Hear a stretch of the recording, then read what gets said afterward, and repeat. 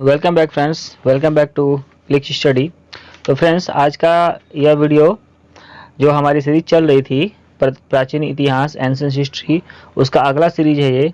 अभी तक मैंने आपको 3 सीरीज दे रखा है, ठीक है, जिसका लिंक मैं आपको डिस्क्रिप्शन में दे दूंगा, आप उसको पढ़ लीजिएगा। उसके बाद ये अगला है, चौथा सीरीज है, जिसमें इसमें भी आपके क्या है 50 क्वेश्चन हैं, जिसका एमसीक्यू मैं आपको करा रहा हूँ। तो चलिए फ्रेंड्स, शुरू करते हैं। चैनल को जरूर सब्सक्राइब कर दीजिएगा, जिससे आपको नई वीडियोस मिलती रहें। ओके, शुरू करते हैं। आज का हमारा पहला क्वेश्चन है, इल्तुतमिश ने बगदाद के खलीफा से खिलत किस वर्ष प्राप्त की? इसका ऑप्शन है, इसका ऑप्शन देख सकते हैं आप स्क्रीन पे। 1226 एडी में, 1235 एडी में, 1236 एडी में और 1229 एडी में। तो क्या होना चाहिए आंसर इसका, आप बताइए। 1229 एडी में। ओके, नेक्स्ट क्वेश्चन, नानक का जन्म कहाँ हुआ था? नानक का जन्म कहाँ हुआ था? आप बताएं इसका आंसर क्या होगा। जी, नानक का जन्म जो हुआ था आपका तलवंडी में हुआ था। ओके, नेक्स्ट क्वेश्चन, चंदेल शासकों की राजधानी, चंदेल शासकों की राजधानी क्या थी? ऑप्शन है आपके पास, उज्जैन, महोबा, धार या कन्नौज। क्या थी? तो वो थी कन्नौज। ओके, चलिए नेक्स्ट देखते हैं क्वेश्चन हम लोग। तो अगला हमारा क्वेश्चन है क्वेश्चन नंबर 4, विजयनगर शहर का दूसरा नाम क्या था? पहला ऑप्शन है काम्पली, दूसरा है हम्पी, तीसरा है चंद्रगिरी, चौथा है मास्की। तो क्या नाम था इसका, आप बताएं। ऑप्शन देख लीजिए आप, क्या नाम था इसका? हम्पी। ओके, अगला क्वेश्चन है हमारा, खानवा के युद्ध में बाबर का प्रतिद्वंदी कौन था? खानवा के युद्ध में बाबर का प्रतिद्वंदी कौन था? तो आप देखिए ऑप्शन, इसके 4 ऑप्शन है आपके पास, इसका आंसर बताइए। राणा संगा, हेमू, महमूद लोदी, इब्राहिम लोदी। कौन थे, बताइए कौन थे इनके? तो ये थे आपके राणा सांगा।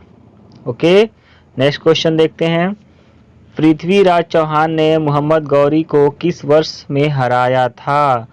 पृथ्वी चौहान ने मोहम्मद गौरी को, ठीक है, किस सन में हराया था? तो बताएं, 1019 एडी, 1092 एडी, 1190 एडी या 1191 एडी। तो किस में हराया था वो, बताएं आप इसका आंसर। वो हो गया आपका 1191 एडी में। अगला क्वेश्चन, कौन सा स्रोत चंद्रगुप्त मौर्य के निम्न कुल में जन्म पर विश्वास नहीं करता? मतलब कि चंद्रगुप्त मौर्य जो हैं निम्न कुल में पैदा हुए थे, नीची जाति में पैदा हुए थे, कौन विश्वास नहीं करता, कौन सा स्रोत? तो 4 ऑप्शन है इसके, बाबर, मुद्रा राक्षस, बौद्ध ग्रंथ महावंश या विष्णु पुराण। तो क्या ऑप्शन इसका है, बताएं आप। तो वो है आपका बौद्ध ग्रंथ महावंश। ओके, अगला क्वेश्चन हमारा है, 8वीं शताब्दी में देवल क्या था? 8वीं शताब्दी में देवल क्या था? सैनिक छावनी, बंदरगाह, औद्योगिक केंद्र या शिक्षा केंद्र। क्या था ये? तो आपका ये था बंदरगाह था। नेक्स्ट क्वेश्चन हम देखते हैं। नेक्स्ट क्वेश्चन हमारा है आपका, नेक्स्ट क्वेश्चन हमारा है क्वेश्चन नंबर 9, किस राज्य के पास अधिक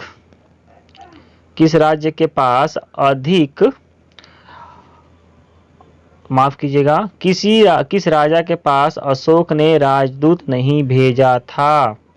ये बताइए इसका आंसर क्या होगा। तो यूथिडेमस, मॉक्स, एंटिगोनस, मोनोटोस या टालमी फिलोडेल्फस। किसके पास नहीं भेजा था? तो ये भेजा था यूथिडेमस के पास। ओके, अगला क्वेश्चन देखते हैं हम लोग, गार्गी संहिता में किस विदेशी आक्रमण का उल्लेख है? गार्गी संहिता में किस विदेशी आक्रमण का उल्लेख है? तो बताइए आप इसका क्या होगा। शक आक्रमण, यवन आक्रमण, हुड़ आक्रमण या उपयुक्त में से कोई नहीं। तो इसका सही आंसर क्या हो जाएगा, बताइए। तो इसका सही आंसर हो जाएगा यवन आक्रमण का। ओके, नेक्स्ट क्वेश्चन, खजुराहो मंदिर किन राजाओं द्वारा निर्मित कराए गए हैं? जो खजुराहो मंदिर हैं वो किन राजाओं के द्वारा निर्मित कराए गए हैं? तो वो राजा हैं आपके चालुक्य राजा, बंगाल के सेन, महोबा के चंदेल या फिर बंगाल के पाल। तो ये होंगे महोबा के चंदेल। ओके, अगला क्वेश्चन देखते हैं, क्वेश्चन नंबर 12। मामल्ल ठीक है, मामल्लपुरम किस लिए प्रसिद्ध है? मामल्लपुरम किस लिए प्रसिद्ध है? प्राकृतिक सौंदर्य के लिए, हस्तशिल्प के लिए, शिलाखंडों से निर्मित मंदिर के लिए या फिर निर्णायक युद्ध के लिए? तो मामल्लपुर आपका प्रसिद्ध है शिलाखंडों से निर्मित मंदिर के लिए। ओके, अगला क्वेश्चन। चीनी यात्री फाहियान भारतवर्ष किस उद्देश्य से आया था? तो ये बताइए किस उद्देश्य से आया था? पहला ऑप्शन है सामान्य भारतीयों से मिलने के लिए, चीनी दर्शन को परिचित कराने, या फिर चंद्रगुप्त द्वितीय से मिलने, या फिर प्रामाणिक बौद्ध ग्रंथों को एकत्रित करने।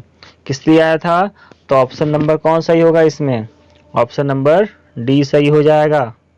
ओके, चलिए क्वेश्चन नंबर अगला है।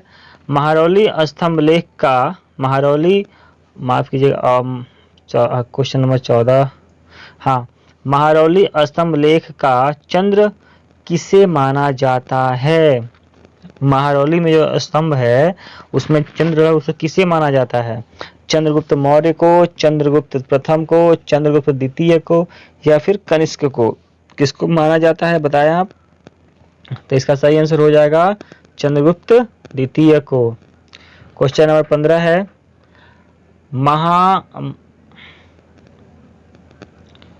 महाक्षत्रप रुद्र दामन की उपलब्धियों पर कौन सा अभिलेख प्रकाश डालता है? क्वेश्चन नंबर 15 है ये आपका। मंदसौर अभिलेख, महरौली अभिलेख, भीतरी अभिलेख, जूनागढ़ का गिरनार अभिलेख। तो ये बताएं इसका ऑप्शन कौन सही होगा? इसका ऑप्शन सही होगा आपका लास्ट वाला, जूनागढ़ का गिरनार अभिलेख। ओके, तो चलिए नेक्स्ट क्वेश्चन देखते हैं हम लोग। तो क्वेश्चन नंबर 16 हमारा है, वातापी किसकी राजधानी थी? अब बताएं इसका आंसर क्या होगा? पल्लव राज्य की, चोल राज्य की, गुर्जर प्रतिहार राज्य की या चालुक्य राज्य की?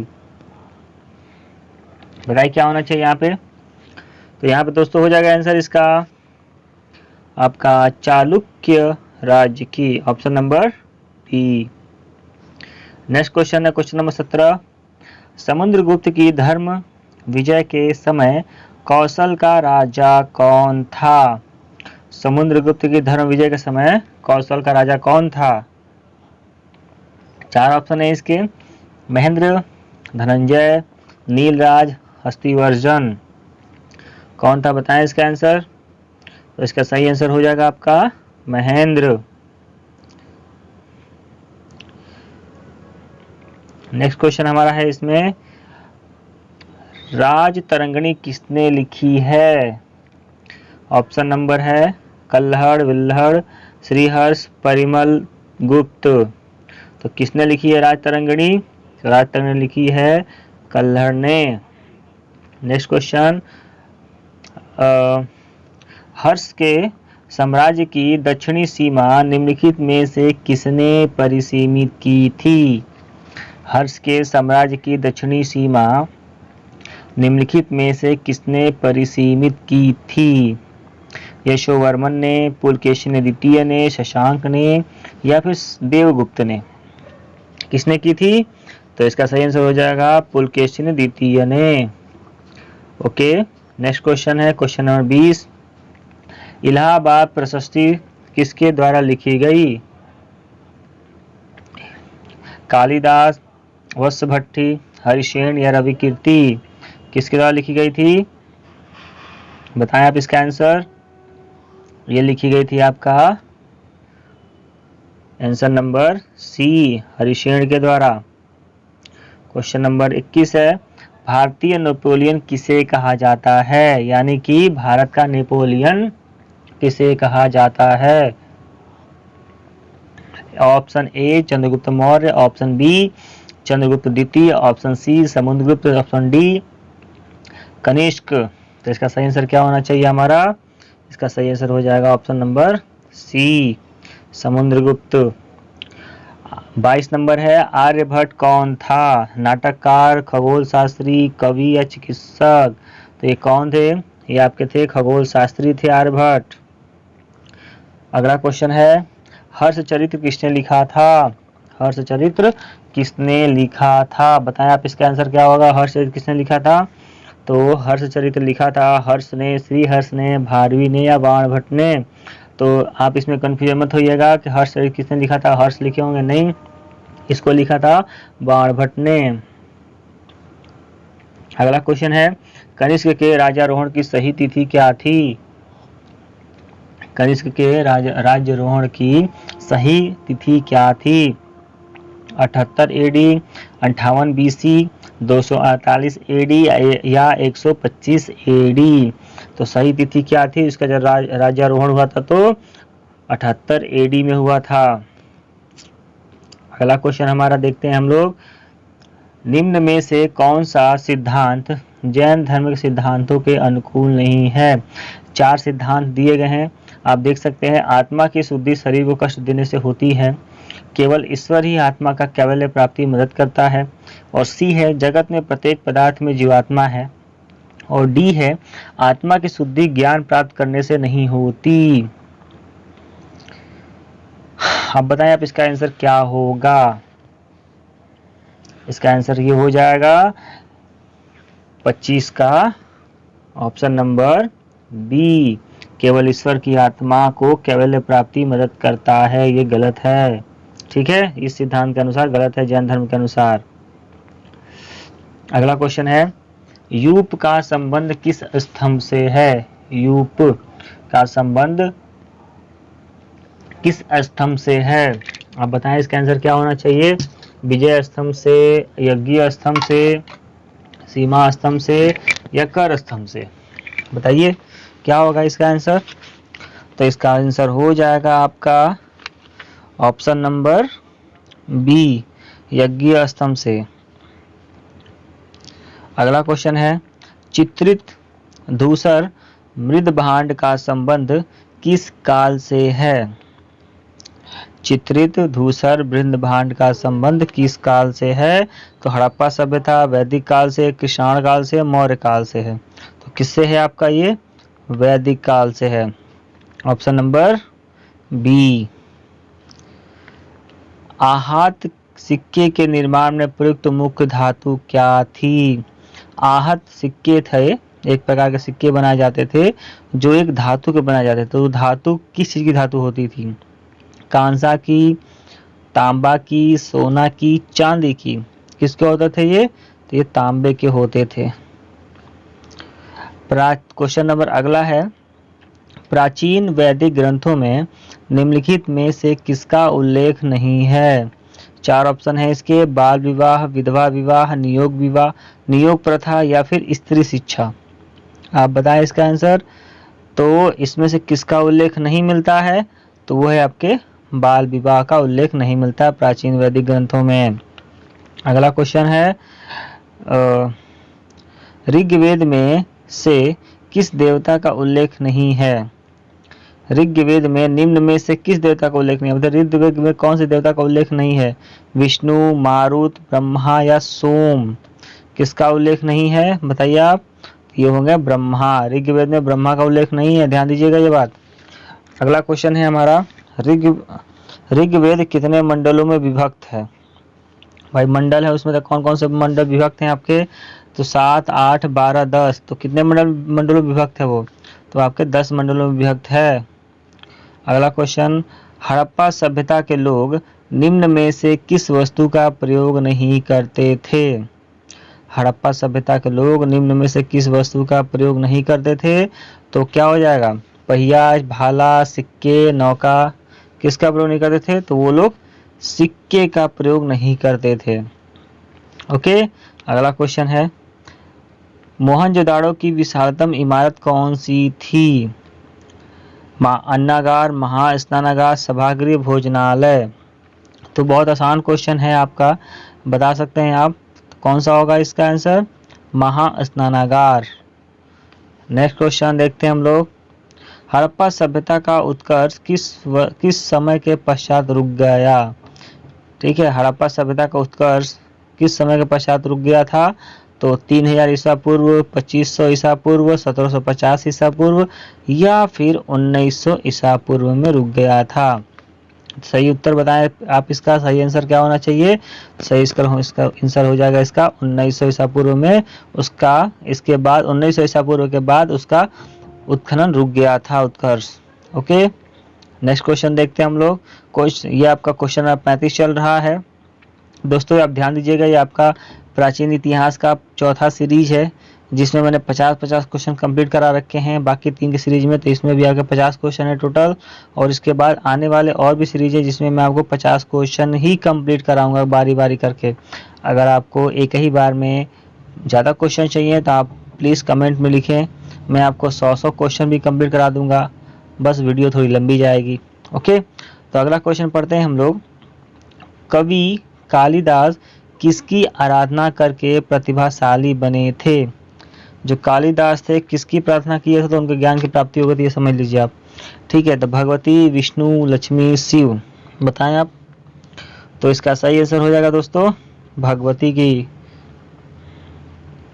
क्वेश्चन नंबर 36, निम्नलिखित में से किस स्थान पर भारत व रोम के बीच व्यापार के प्रमाण प्राप्त हुए हैं? कहाँ पर मिले हैं जहाँ भारत और रोम के बीच व्यापार होता था, उसका प्रमाण?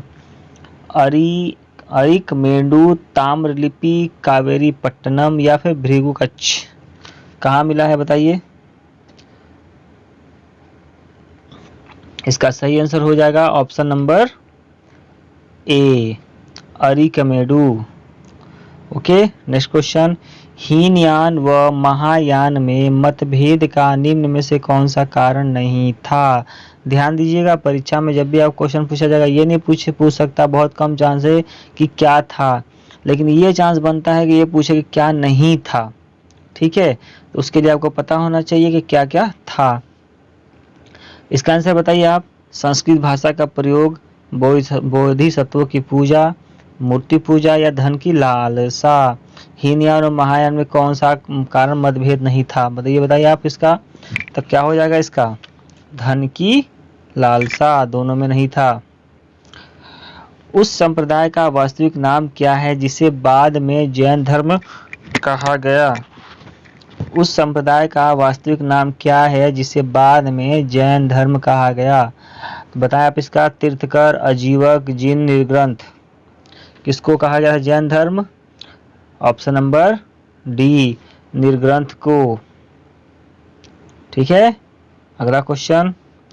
महावीर को परम ज्ञान की प्राप्ति किस स्थान पर हुई थी? बताएं आप इसका आंसर। महावीर को परम ज्ञान की प्राप्ति किस स्थान पर हुई थी? तो ये आंसर क्या होगा? गया में, जाम्बिक ग्राम में, कुंडल ग्राम में, वैशाली में। तो इसका सही आंसर हो जाएगा आपका जाम्बिक ग्राम में। ओके, चलिए अगला क्वेश्चन देखते हैं हम लोग। अगला क्वेश्चन हमारा है, निम्नलिखित में से कौन सा सिद्धांत उपनिषद से संबंधित नहीं है? देखिए मैं बोला था ना कि आपका नहीं का प्रश्न ज्यादा कर सकता है की अपेक्षा। ठीक है, तो क्वेश्चन नंबर 40 है आपका, ध्यान दीजिएगा। निम्नलिखित में से कौन सा सिद्धांत उपनिषद से संबंधित नहीं है?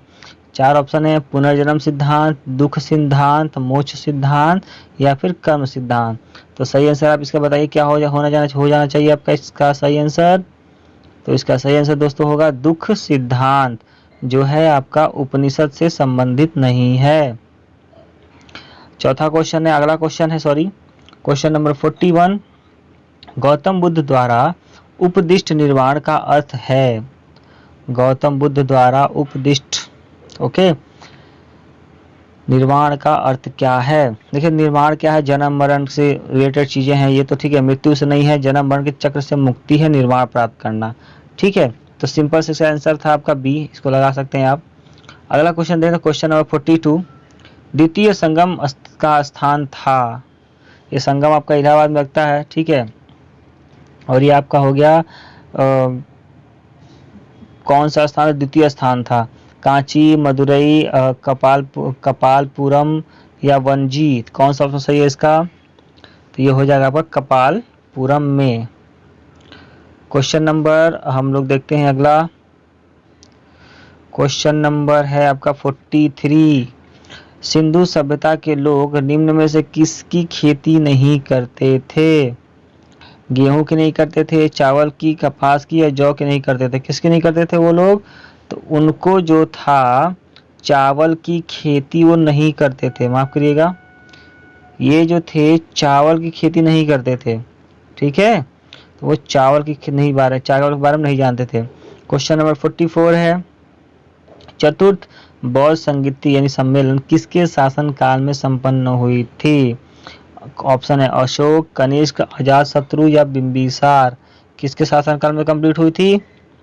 तो ये हुआ था आपका कनिष्क के शासन काल में। ओके, नेक्स्ट क्वेश्चन, कारले किसके लिए प्रसिद्ध है? देखिए दोस्तों, ये क्वेश्चन नंबर 45 है और मैंने जैसा आपको बोला था ये 50 क्वेश्चनों की सीरीज है, तो प्लीज़ आप वीडियो को पूरा देखने के लिए धन्यवाद। और 5 क्वेश्चन बचे हुए हैं। ओके, अभी तक चैनल को आपने सब्सक्राइब नहीं किया तो प्लीज़ चैनल को सब्सक्राइब कर लें, जिससे आपको मेरे आने वाले नए वीडियो का नोटिफिकेशन आराम से मिलता रहे। ओके, चलिए शुरू करते हैं। कारले किसके लिए प्रसिद्ध है? गुफा, मंदिर, मठ, चैत्य, स्तूप। चारों में से क्या ऑप्शन सही होगा बताएं आप? तो इस चार में सही आपका आंसर हो जाएगा गुफा मंदिर के लिए। क्वेश्चन नंबर अगला है, स्यादवाद मूल रूप से किस दर्शन से संबंधित है? स्यादवाद मूल रूप से किस दर्शन से संबंधित है? जैन धर्म, सांख्य, बौद्ध धर्म, योग। बताएं आप इसका क्या होना चाहिए? तो ये हो जाएगा आपका जैन धर्म से संबंधित है। क्वेश्चन नंबर 47, विजयनगर साम्राज्य के राजस्व विभाग का क्या नाम था? बताएं आप। रायसय, अथवन, हरिवन, राजवन, क्या था विजयनगर साम्राज्य के राजस्व का नाम? तो वो था आपका अथवन। Okay, option number B. Question number 48 है, निम्नलिखित में से कौन सा कथन सही है? गुप्त काल में वैश्यों की स्थिति सुधरी, गुप्त काल में क्षत्रियों की स्थिति सुधरी या गुप्त काल में ब्राह्मणों की स्थिति गिरी, या चौथा है गुप्त काल में शूद्रों की स्थिति गिर गई। तो बताएं इसका कौन सा सही होना चाहिए ऑप्शन? दोस्तों, गुप्त काल में क्या हुआ था, उसको स्वर्ण काल माना जाता है प्राचीन इतिहास का, लेकिन उसमें क्या शूद्रों की स्थिति गिर गई थी, बहुत बुरी हालत में थे वो लोग। ओके, अगला क्वेश्चन, कल्हड़ द्वारा रचित राजतरंगिणी में वर्णन है, किसका वर्णन है राजतरंगिणी में? जो लिखा है आपका कल्हड़ ने लिखा है तो वो है विजयनगर साम्राज्य का वर्णन है नहीं, कश्मीर के क्रमबद्ध इतिहास का है, मौर्य व सुगवंश का है नहीं, बौद्ध धर्म का है नहीं। तो ये आपका है राजतरंगिणी में कश्मीर के क्रमबद्ध इतिहास का वर्णन है राजतरंगिणी में। ओके, अब क्वेश्चन नंबर अंतिम की तरफ हम लोग बढ़ रहे हैं। क्वेश्चन नंबर 50, ये आ गया हमारा क्वेश्चन नंबर 50 और ये हो गया। इसमें क्वेश्चन है आपका, तारीखे हिंद का लेखक कौन है? ध्यान से क्वेश्चन देखिए, तारीख ए हिंद का लेखक कौन है? ऑप्शन 4 हैं, ए अलबरूनी, बी मलिक मोहम्मद जैसी, सी अमीर खुसरो और डी जियाउद्दीन बर्नी। तो कौन है, किसने लिखा है तारीख हिंद का? बताएं आप इसका, मैं रुक रहा हूँ 5 सेकेंड।